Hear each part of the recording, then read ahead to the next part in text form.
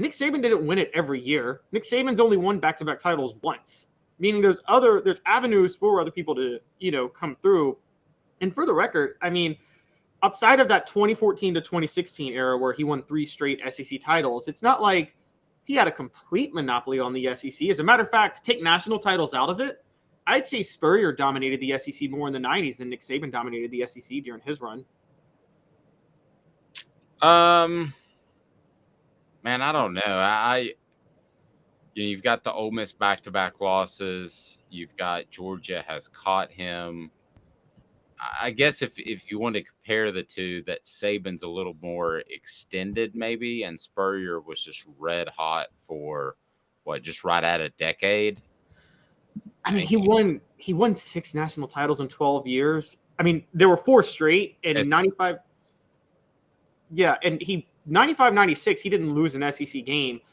And guys, Tennessee fans are going to hate me on this. He should have won 7 SEC titles. Florida had a better record in the SEC than Tennessee in 1990. It's just they were on probation this year. So Spurrier basically won 7 SEC titles in 12 years at Tennessee.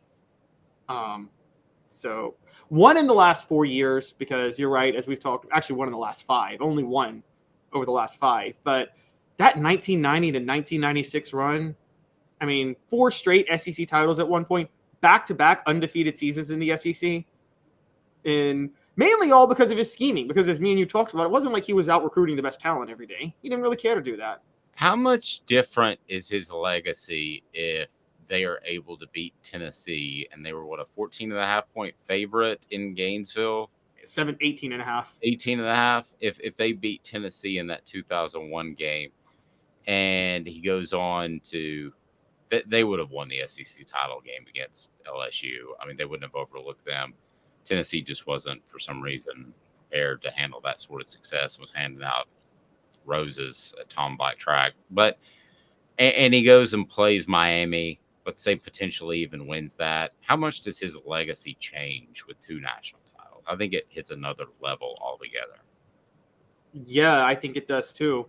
Largely because a lot of people don't know this about Spurrier, but if the BCS existed from the time he took over at Florida, he wouldn't have any national titles. The only reason Spurrier has a national title is because Arizona State, who was undefeated in 96, was forced into the Rose Bowl because of the Rose Bowl contract, and they lost to Ohio State, which is why Florida was allowed the rematch with Florida State in the 96 national title game, in the 97 Sugar Bowl.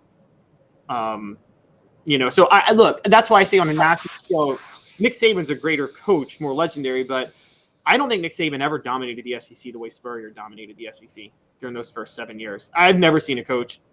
I mean, the only thing that comes close is General Nealon from 1938 to 1940.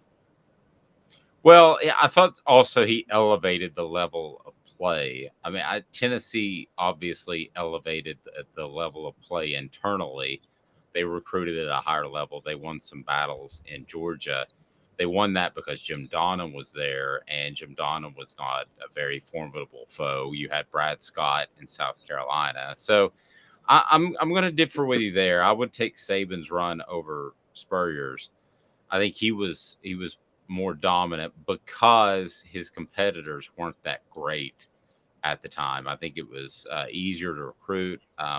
I think it was easier to recruit for Tennessee. I think it was easier to recruit for Florida. So, but nevertheless, I mean, you take it. If Josh Heupel could have either one of those runs, wouldn't you take them right now? Oh, easily. And you're overselling Nick Saban's competitors. He had Ed Orgeron and Les Miles' minds to deal with in the SEC. And he had Butch Jones's mind to deal with. And so, I mean, that's fair. I mean, the SEC West, it was. I wonder if coaches turned those jobs down because Nick Saban was there, or it's just he got lucky like Tennessee did with a Donnan and a Scott and guys like that. Well, with the LSU thing, and I know we want to talk about this, LSU is just really dumb with how they run their program. So they just make the dumbest hires. They're incompetent at everything they do. They're just lucky that they're in a place that's loaded with football talent.